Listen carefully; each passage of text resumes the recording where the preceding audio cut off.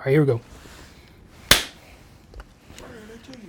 All right, welcome back to another episode of the Headless Horseman podcast, where we get a little headless, a little reckless, but we bring it in at the end of the day. I'm one of your co-hosts today, Optimus Coctimus, joined today with Dr. Dre.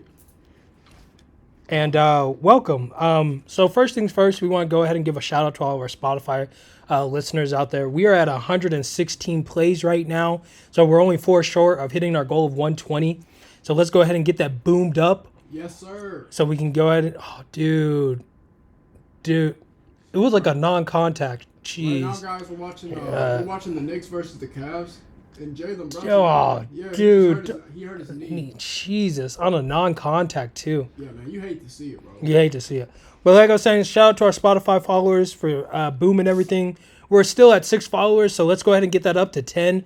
So we can go ahead and just keep getting more listeners out there. And there's recommendations from you guys that find followers that think the same way that we kind of think, and our followers, listeners that think the same way that we kind of think and want to listen to what we got to say. So definitely, we'll keep putting out this great content. We plan on putting out more shorts and stuff on TikTok and Instagram.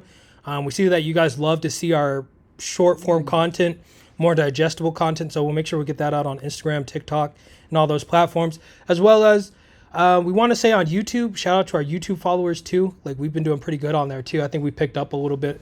And so with that being said, we'll go ahead and get into our talking points. We weren't able to cover it, but what we want to go ahead and do is just go ahead and start talking about the draft. NFL draft just happened. We've seen some crazy stuff, like the 40 record got broken by that receiver from Texas. What's his name? Xavier Worthy. Xavier Worthy. Man, dude, I don't even know how us OU fans, I don't even know how we beat them boys some days, bro. Xavier, 2 NFL, like, they were starting receivers. Right. Both of them were NFL prospects. Oh, wow, really? Yeah, Xavier Worthy and... Could they just not get the guys the ball Xavier that they Worthy, needed? A.D. Mitchell, and then their tight end, too. He's an NFL prospect, too. He's good, too. Oh, wow. So, yeah, man, honest. As an OU fan, thank God we beat Texas. Man, Xavier Worthy was moving. Does Mel Kiper have him going top 10? I got to pull that up, but... Dude, I had that was like the one thing I forgot to pull up when I was... In the meantime, I'm about to ask you right now, because the topic of discussion for quarterbacks, for drafting quarterbacks, they're either... Who do you... When I look at Drake May, the UNC quarterback, the problem is whenever I see that North Carolina, I think of Trubisky 2.0. That's the issue. And that's what the other ESPN analysts were saying. And I'm not trying to hate on Drake May or anything, because I think he had a better year at UNC than Trubisky did, if I'm not wrong. But we need to see how Drake May lines up against, like, an SEC team. If we had seen Drake May in the SEC or, like, Big Ten with Ohio State and something like that, we probably would have gotten a better gauge. Right. UNC jersey, man, there's a bias there because of what Trubisky did. Like, you just can't ignore that.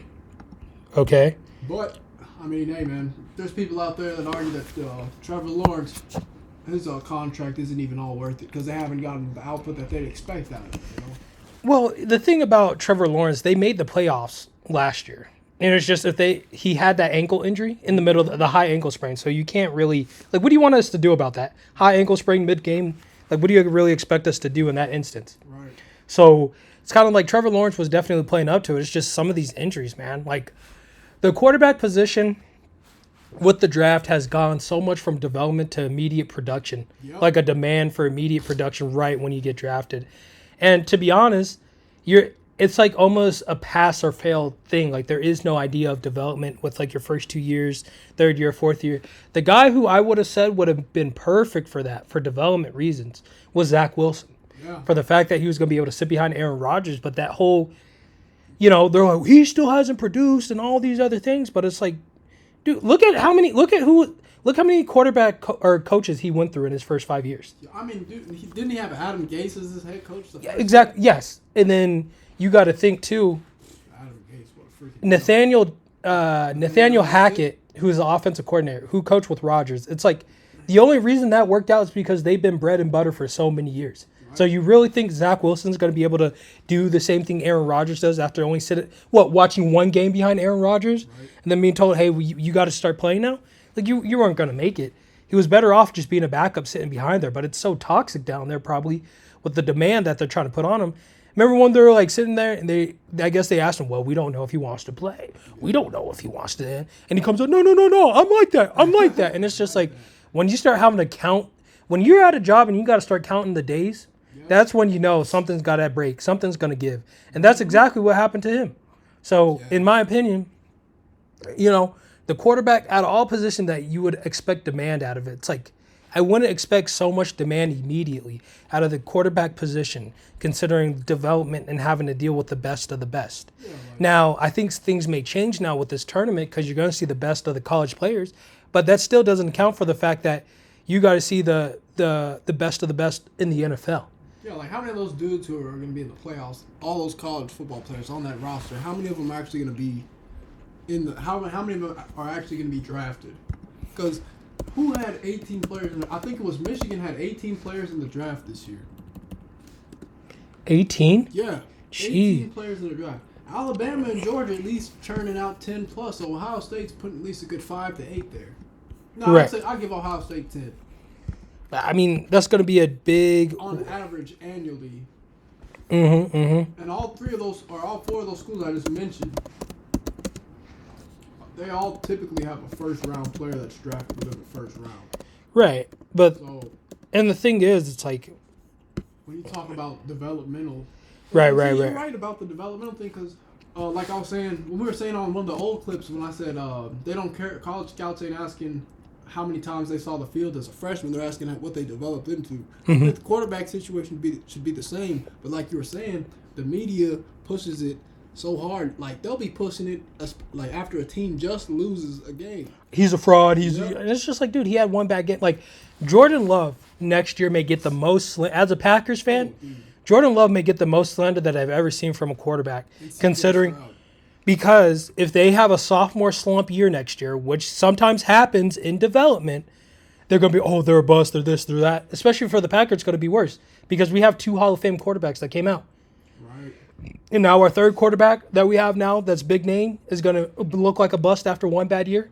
Oh, no. And I don't think Jordan Love is somebody, based off of the film and the throws he makes, that's not somebody you're just going to be able to figure out because he's making intelligent throws. He's over here looking off the safeties. He's taking checkdowns and taking what's in front of him, Yeah, he gambles a little bit. He tries to be a little bit too much of a hero. That's what cost us the playoffs. But there was a couple picks he threw, and it was just like, you got to make those. Even some check down throws, he buffed, like overthrew Aaron Jones. But in terms of just quarterbacks and development, that position needs to be developed more. Should be given more grace to develop. Like running backs, receivers, and stuff like that. Maybe not so much considering about what's expected of them and what they have to worry about. Yeah, I'd be perfectly fine with saying the majority of gold in the first round should be O-linemen, D-linemen, or maybe linebackers. Yeah, because I think... I might even take a kicker, for being honest. To be...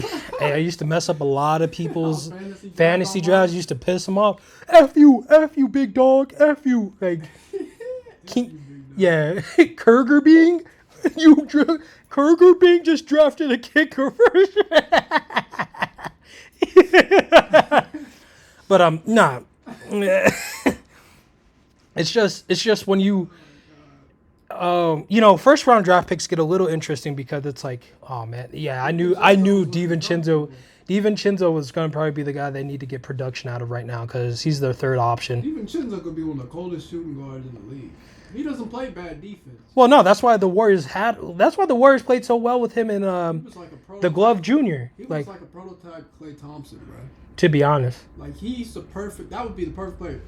I'm surprised they got rid of him. Like, remember that, was it the college football, or why is it college football? College basketball championship? He was going ballistic, dunking on people too. Yeah, but we all know we ain't seen Oh, there it is. Great. Oh, I think Josh Hart should have took that shot, but. Right, yeah, guys. If you still haven't caught up, we're live watching the Cavs versus the Knicks right now. Jalen Brunson's been injured. And so now, this is a close game. This is going to be a good fourth versus the second in the East right now. This is a good game. Yep. Yeah. But like we're saying about draft stocks, draft picks, 10. Top 10. I think we're going to go ahead. I think we got kind of some of the feelers out the way. So Mel Kiper's top 10. I think this is right now. So at number 10, he has Turner, the guy from Dallas Turner, the linebacker.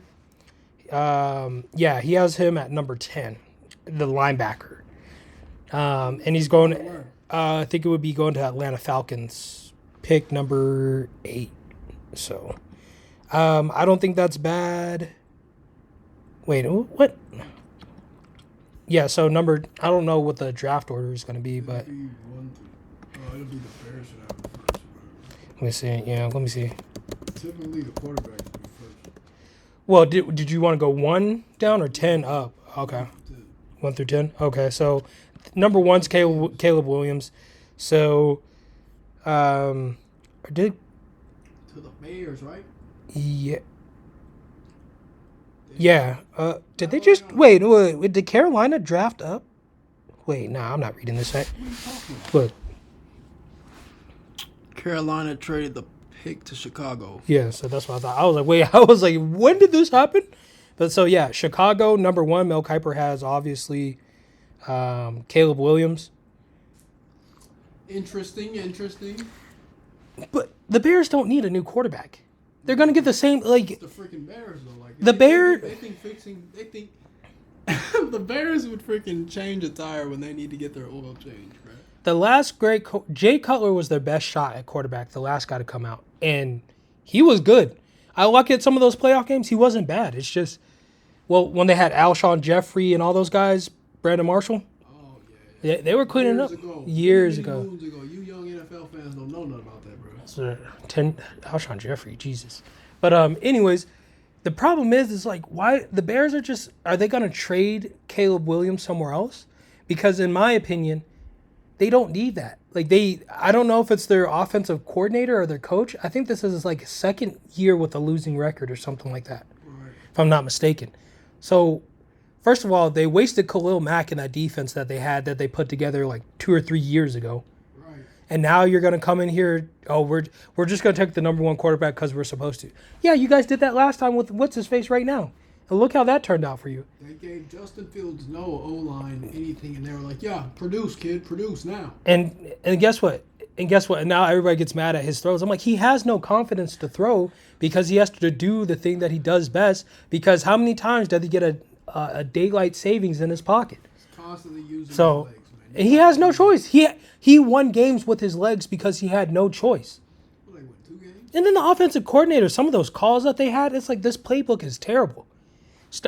I mean, honestly, we should have threw a read option in there. I mean, Matt Nagy is starting to make Chicago look like they're a real problem. Like, Yeah, to be honest. Got him on the team as the offensive coordinator, you know? Yeah, and so I think they got to start with the top first. I think they need a new owner or new blood in there because they need to get a new GM or something. Yeah, man. And then It was only so much they could even do. Like, Chicago's a shithole of a freaking organization. Right. Bears do not even know. They had an elite defense. And still, bro, they literally had Khalil Mack on their defense. Yes, that's what I'm saying. They had Khalil Mack, and I think they had a defensive tackle in there, and then I think they had a safety or corner. And they were playing lights out defense on that team. Yeah, bro, that's ridiculous, bro. And then, when he starts saying like, oh, I gotta go ahead and leave and all this and that, and I was just like, bro, go ahead and get up out of here because you ain't gonna make it. Nope, not at all, bro. Exactly. Who's number 2? Drake May? Well, Mel Kiper has his second draft prospect, Marvin Harris Jr., Ooh, going to the Cardinals. Yeah. Cardinals don't need a quarterback. Marvin Harris Jr. is a wide receiver. Yeah, I was like, Yeah. why did I say Drake May is the same? Yeah. But Yeah, that's a good pickup for them. I think that's not a bad pickup, but at the same time, they didn't do nothing with DeAndre Hopkins there. Nope. And then they had what's his face that came from the Ravens. Oh, Hollywood Brown? Yeah. What didn't they? Oh yeah, they traded him, huh? They did nothing with him. Nothing accomplished. So they still have problems with that head coach. They're still going through too many head coach changes, and they need to get settled on before they do something. Even I think. Enzo was cooking. Yeah, if I were Marvin Harris Jr., I think he should go to somewhere that's going to be. I think he's ready to play. Yeah, right. I think he's genuinely ready to play. So if Marvin Harris Jr. were to go anywhere, I think he should go somewhere where he'll actually get involved with immediate productivity. Yeah, this is a good game. Max Strus, you are not a layup type of guy, my boy. Oh, they are cooking right now. Knicks is firing back. 18 Do, to do, 12, do. 4 minutes, 30 seconds left. But Timeout. Marvin Harrison Jr., going to Cardinals, but I'd probably want to see him. Honestly, I'd probably want to see him. San Fran has enough weapons. Dallas, I mean, they got to figure that. Freaking the Carolina Panthers freaking out Marvin Harrison Jr. for Bryce Young and give him some weapons. That's actually not a bad. Or even C.J. Stroud with the Texans. Oh, man, that would be devious They work. were not, but yeah, the Texans ain't seeing Marvin Harrison because they made the playoffs. That's too late. Yeah. Somebody gonna. I mean, the Or Buccaneers will- could have dang sure picked him up by then. What would be dangerous is if he went to the Browns, because you got those tight end sets they like to run too much. What does the draft pick order look? What? What are the teams like the draft pick order? So he didn't do. He just has his top 10 draft picks. He doesn't have it going by order too, because the order is Chicago 1, Washington 2, New England 3, Arizona 4, Chargers 5, Giants. Then Tennessee 7, Atlanta 8, and then I guess Chicago has 2 first-round draft picks, and Chicago's 9, and then New York Jets is 10. No, go to third, and then we'll just go one by one. New England. New England, yeah, New England could use Marvin Harrison too. But Yeah. Did they get a new quarterback? Yeah, who's going to be their head coach? Oh, no, Gerard Mayo, yeah.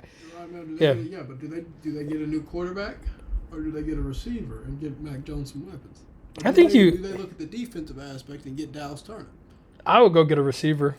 Yeah, I would get Mac Jones some weapons. Well, Mac Jones just remember that before he started stinking it up, they went to the playoffs. They just needed weapon. He just needed weapons. Yeah, I don't even know how the heck they even made the playoffs with that. Yeah. Their defense kept them in games the whole season, probably. Yeah. And Mac Jones could just develop systematically. It's easy. Were winning like low games, but hey, man, a win is. But the win is a win. So Mel Kiper's fourth, or number 3 is J.T. Daniels, or Jaden Daniels. My bad. Jaden Daniels to the Patriots. That's what they were talking about. Jaden Daniels to the Patriots. They want him to the Patriots. Yeah, but like. Mel has him going to the Commanders, but they don't need. They have Commanders. no that guy that they already had as a quarterback up there. He's perfectly fine. He's a gunslinger. He plays for the team. Everything. It's just Washington also got rid of their GM midseason. Yeah. Then they traded away Chase Young. You know, like they have bigger issues to worry about than just putting that last puzzle piece that they need in order. You know what I mean? Right. So, are you serious? He got injured too? Oh, yeah, he's limping. Jesus. Ooh, Wow. Darius Garland. The cigar, boy. Be easy on that cigar. So, Jaden Daniels, number 3, but Mel has him going to Washington. I think, I guess, but who needs like, if I was Dallas, I'd try to get Jaden Daniels, to be honest, but they went to the playoffs, so that wouldn't work. And then, yeah, Drake May, New England Patriots, number 3. That's where he has him, going to the Patriots. Wow. Trubisky 2.0 to the West, probably to the East Coast. He's staying on the East Coast. And then Rome Odunze. See, that's who the Patriots should get. Odunze. But he has him going Chicago Bears, number 9. The Bears would be smart to take Odunze or Harrison Jr. Yeah, they need a weapon. But then again, are they going to waste talent like they did with Kevin White? Yeah. He was never the same after that. Because he was a speed, like 6, running 4.3s? Yeah, 6'3", 6'4", running 4.3s. Dang, man. But honestly, Odunze, nah, I don't like it. I think he's going to have talent. Any place going to Chicago is going to have talent wasted. Yeah. I mean, freaking Pat's going to get Odunze or Harrison. Like, they just need Yeah. to target. Yeah, basically. I think you get Odunze. I think you can draw. Bill O'Brien can draw up a good enough offense to figure it out, unless he's still too washed. But next, number 6 is Neighbors, Malik Neighbors. Yeah. What position? Wide receiver, led the FBS with 17 catches of 30-plus yards. Let's see where he has him going. LSU. Oh. He has him going to the New York Giants. Ooh. No, Odunze would probably go to the Giants, unless. I think it's gonna. No shot they're gonna draft Malik Neighbors over Rome Odunze, dog. And no disrespect to Malik Neighbors, but like. Well, he had a lot of 30-point. He led SBS in 30-plus yards stuff that I was talking about. But the thing is too, I think it's going to depend on who's left on the board based off of what Arizona may do if they're really trying to hone after a wide receiver. whoever gets first pick on the wide receiver, it's really going to depend, I think, on do you need a physical guy or do you need a smaller speed guy? Right. Or do you just want an overall star? So that's going to depend. I think that's going to be a big dependent on who's going to be left on the board afterwards. You know what I mean? Man, that'll be so because Odunze, I mean, he still played a lot of ball for Washington. You know what I mean? And they went deep. But crazy good though. But Marvin Harrison is probably going to be, in terms of starlight that deserves starlight, Marvin Harrison Jr. is probably going to be the guy that deserves it, and should probably go first. Right. Just overall star completion, he'll be good to go. I mean, and then 2, which team needs that type of wide receiver? Like who was it? Not Zach Wilson, but who's the guy that they got? Yeah, like they need a guy like Garrett Wilson came out. Garrett Wilson came out and said I could win immediately, and get you the routes and get you the moves immediately. Just put the ball in my hands, playmaker. So in terms of who's going to go first, playmaker's going to probably go first. Then probably second is speedster, and then that third guy is going to be a little chip on his shoulder because he understands. Right. But like I said, it's going to depend who needs a wide receiver. But I think Chicago, if they want to do something, get Marvin Harrison. And you have to start getting this guy confidence, Caleb Williams, by making sure Marvin Harrison can get those slots and get everything that he needs to. Right. So we'll see. I like that. Yeah. I like that assessment. I like that a lot. Next, we got Brock that tight Brock Bowers. Cowboy B Brock. Yeah. Cowboy B Brock in the clutch. Los Angeles Chargers, pick number 5. That's not bad. Holy That's not Jesus. bad at all, That is a gauntlet of superpowers around Matt Stafford. For the Rams? Yes. Because you got Coop Cup. The Chargers for a second. Oh, no. Los Angeles Chargers. Yeah, my bad. Okay. Yeah. Dude, so, my God. Harbaugh figures a way, dude. Well, no, that's perfect. The veteran wide receiver in, what's his face? Keenan Allen. Yes. And then now you have this guy coming underneath. Yeah, Brock Bowers. Yeah, that's perfect. Tight end, Brock Bowers. That's perfect. God, I don't want the Chargers to draft Brock Bowers. Please. That's not a bad pickup, though. Like, I'm proud of that for the Chargers. I'm happy for getting that. If that's what, if need, but man, if the Chiefs, if we could, I'm telling you, bro. Because we got Keenan Allen. I'm trying to think.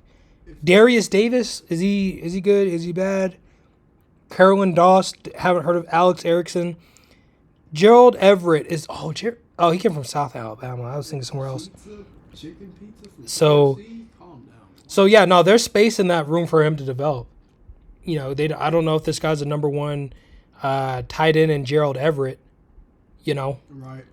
And he's 29, so he'll be coming up right behind some of that he can develop behind. 29 so Brock Bowers has a good chance of that'll be a good place for him to develop. He'll get a lot of looks too, and I think honestly, as a tight end coming out the league for the wide receiver catching portion of it, getting those dink and dunks.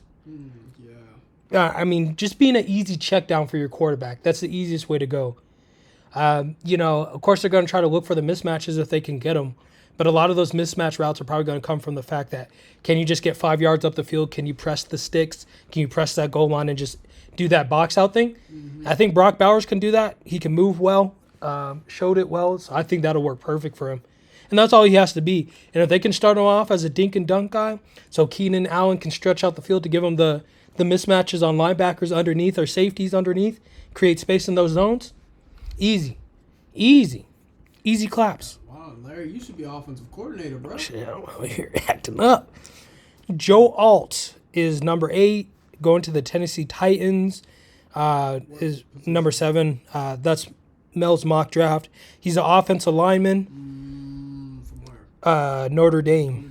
Big Notre. Yep, turning them out. Yes, sir. Marcus Freeman got bragging rights. Allowed just 16 total pressures and more than 1,000 pass block snaps. Fair. That looks good. I think that's perfect considering if they can get what's his name? Derrick Henry comes back, run the rock. Please just run the rock. Didn't they get rid of Taylor Lewin or whatever? Well, now he retired because he had that. Well, I think it was his contract was up and he retired too because his knee was bad. Wow. So it was just time for him to go.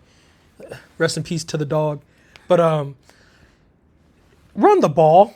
Like, you get these offensive hosses out there, you got to start running the ball again. That's what got you into the playoffs. Do something. That's what got you into the playoffs. And you got rid of Vrabel when oh my God. Yeah, that's what I was thinking. And, Gone.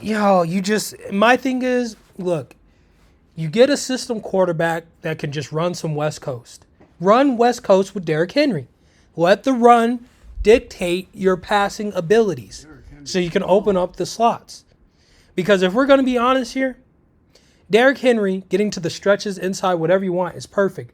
But if you can get some hosses like this guy to get him out in open space, get those guards to pull, maybe even get a lead center pull like Jason Kels, or even get these tackles to get out in open space. Let them go to Denny's and get all you can eat pancakes on these corners, these safeties, these linebackers. That's what you got to do. That's a good offensive line right there. But of course, in this pass blocking league, I get it, but you're not gonna get the productivity, I think, and getting the rhythm that your offensive line needs when you're immediately just dropping back to pass so many 4-down series. You know what I mean? If anything, the Titans they try to run the ball a little too much. Well, especially when they try to win from behind, it's like you can't run the ball when you try to win from behind. But my thing is like let the run open it up so you don't have to take deep shots on like a 3rd and 8. You know what I mean? Yeah. So that's the problem. But getting a guy like this, run behind these guys, get up out there. Get up out there. Number 9 is another offensive lineman from Penn State, Alumia Fashanu. He has him going to Atlanta. Okay. That may be a good building block that they do. Started just 21 career games, allowed 1 sack in that time. So we got the Kyrie Irving of offensive linemen out here, just not even playing ball. But I think honestly, though, I think that's not a bad build. I think investing in your offensive line early is a great building block because with all the defensive stunts that you get put on, it's almost every position is a one-man island. Right. There is no help. There is no shifts and stuff like that. You got centers when they got to deal with the inside shade technique, snap, and you're already shifting left and shifting right. But then guess what? Who's already coming with like a slant? You know what I mean? Yeah. And then your tackles are getting welcome to defensive end island or outside linebacker island. You know what I mean? Doing with like the wraparounds and all these other things. So I think especially now, I would get an offensive lineman in now because if you can deal with the pass rushers that we have now. Oh my God. Ooh.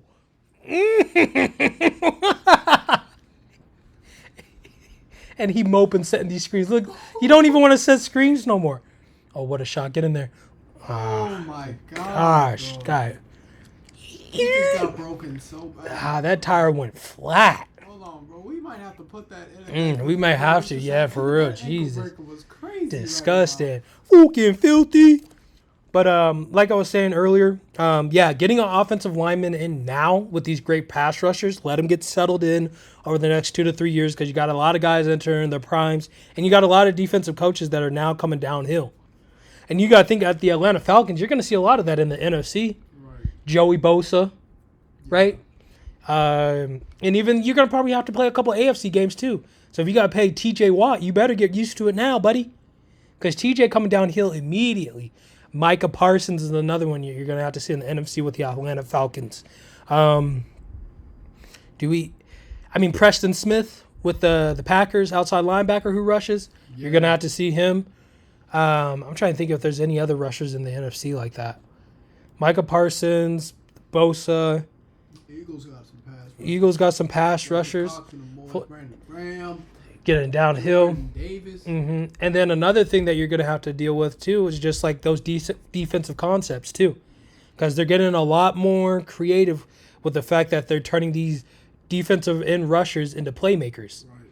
So now they're going to start doing whatever they can do to create mismatches, and you got to see that for what it is and be able to be confident to do that. But if you don't do it with these great pass rushers now and with the great ones that are coming to college and after, you're going to have a struggle to be a hard time.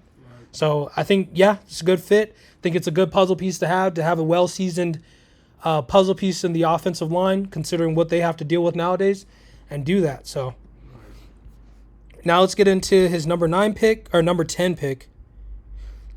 going to go with Dallas Turner, ranked 8th in the FBS with a 16.7% pressure rate. So it seems like he's a linebacker that likes to rush. Dallas Turner is an edge rush, and he's going where? Mel has him at going to the Atlanta Falcons. Good. So some of the things with that too, I don't think they're running that same rushing style that they have with was it Vic Beasley? Because Vic Beasley was the same way.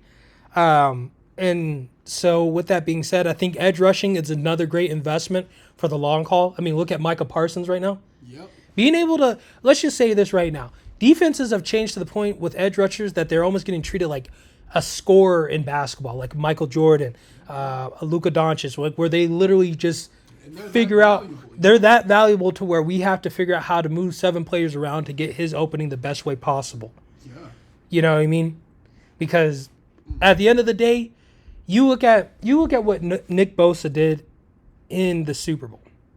That was great, right? Great team defense.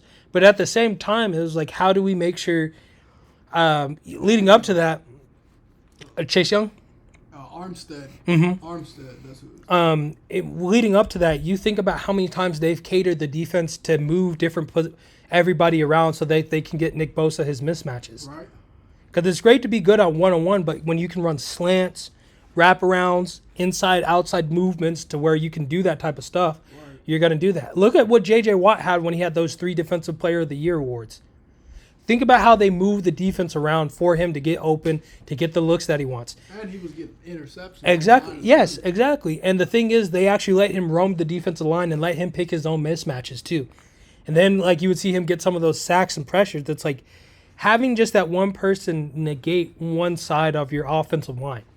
You know, building up to the snap and then having to make the dynamic reads as is makes it tough. Oh, I was going to say, what a shot.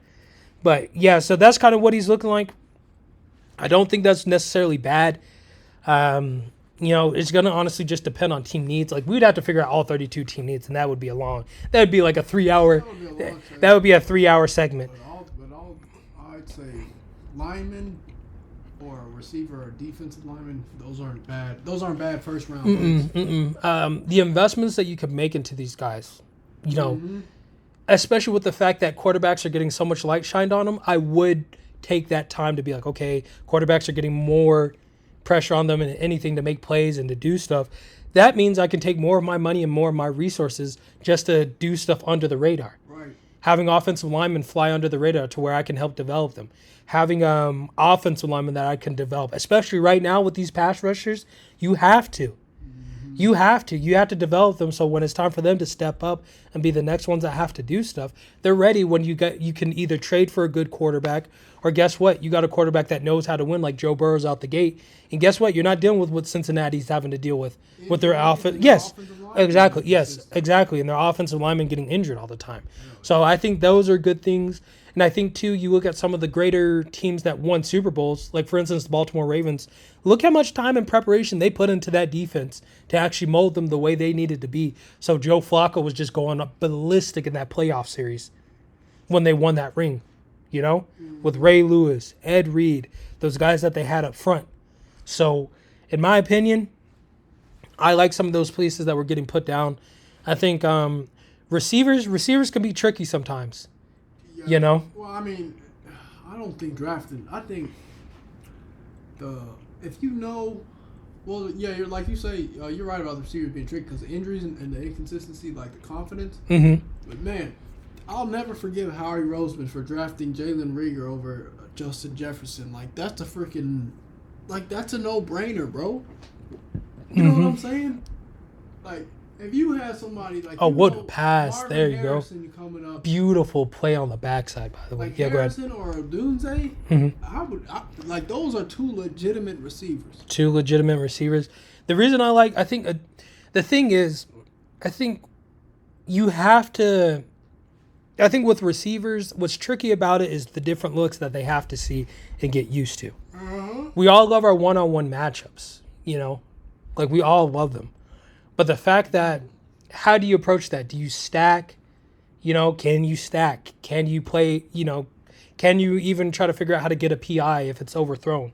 Like you look at some of before Antonio Brown got those CTE injuries, that man was about to cook the league like he was Kyrie Irving and show us something that we've never seen before from that position. Man, bro, Antonio Brown that was so sad what happened, bro. And, I mean, if we're going to be honest, when he figured out how to stack corners to get PIs for balls overthrown, I was like, oh Oh, I was like, oh my gosh. And then even what he did to Xavier Rhodes before he fell off. Yeah, dude, Xavier Rhodes, man. That was crazy the way he fell off. But if we're going to be honest, like what Antonio Brown was doing like that for what he was doing, it's like that's a once in a lifetime, thing. And I'd like to see the same thing from Marvin Harris and all those places. But a lot of that's going to depend on can we get the confidence to get the looks to make sure he gets the ball early and draw up plays just for him. And I think you have to attack that immediately. ASAP. So that's kind of how I feel about it. Did you have any other comments or stuff that you wanted to put out about it? No, man. I want to see what unfolds on draft night, man. I'm tired of just seeing all these theoretical situations. Yeah, we'll see.